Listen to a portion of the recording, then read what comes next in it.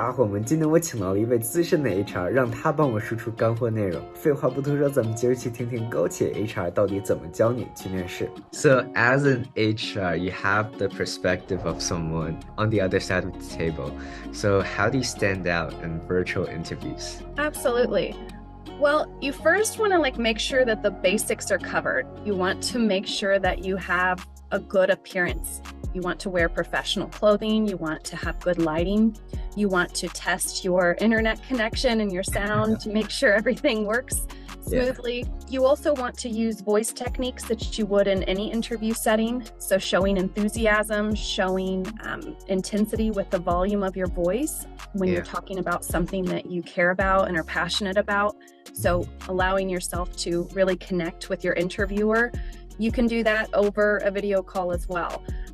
It's very important to look in their direction and not to look off in space all the time, but to act like you're talking to them as much as possible. You talked about getting the basics right. How do you make that first good impression?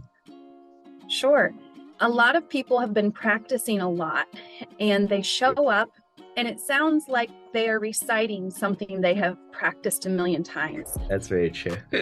Yeah. And what's better is if that person feels like this person is here with me and we're having a conversation.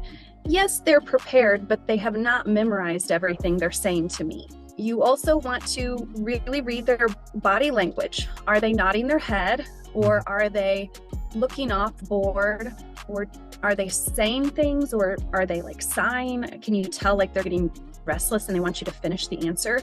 So you just really need to get in tune with that person. They have to like you to hire you. So a lot of people focus on proving to them they have the skills and the qualifications, but just as important is connecting with that person, winning them over, showing you have emotional intelligence and you care about that moment. That's actually beautiful. And I think you raised the really important point about body language. Do you mind going a little bit in depth? Yeah, absolutely. So with body language, you want to have good posture. I tell people if it's an interview that's very short, 30 minutes or less, you should stand up because when we stand up, we have our best posture, our voice carries better. If you don't normally use your hands, you shouldn't start using them for an interview. It's obvious if somebody's trying to learn body language, through their hands for an interview. There are some things you should avoid doing too. So fidgeting, that's very distracting. Biting on your fingernails, very distracting. If you don't know what to do with your hands, you should clasp them together. You can kind of do this or this, but definitely not moving them around if it's not normal. Record my rap, so sometimes I make music. I stand up and record. That's where the flow of air, I think. Absolutely. Yeah, has the maximum valve. When I record my rap, I have a lot of takes, right? I can think about it, but in an interview, you would have to think on the spot. So how would you handle these tough questions that you haven't prepared for? Absolutely. You should prepare for being unprepared.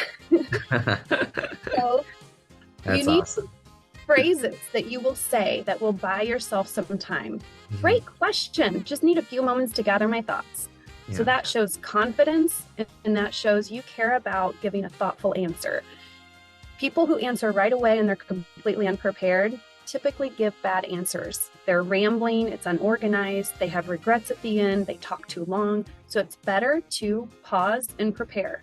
So 5 or 10 seconds, not longer than that, and identify the story you're going to tell or identify 1 or 2 points you're going to talk about. But you need to know something you're going to talk about before you start talking. 今天这个 HR 输出实在是太硬了，视频今天稍稍有点长，所以我会把它分成3个部分。非常荣幸今天能在 iTalki 上和一个 HR 面对面说话。在 iTalki 上你能学习超过150种语言，真的是太全球化了。最友好的就是它的这个上一课付一课机制，而且你今天也看到了，不只是去学习语言，你还可以去学习面试技巧。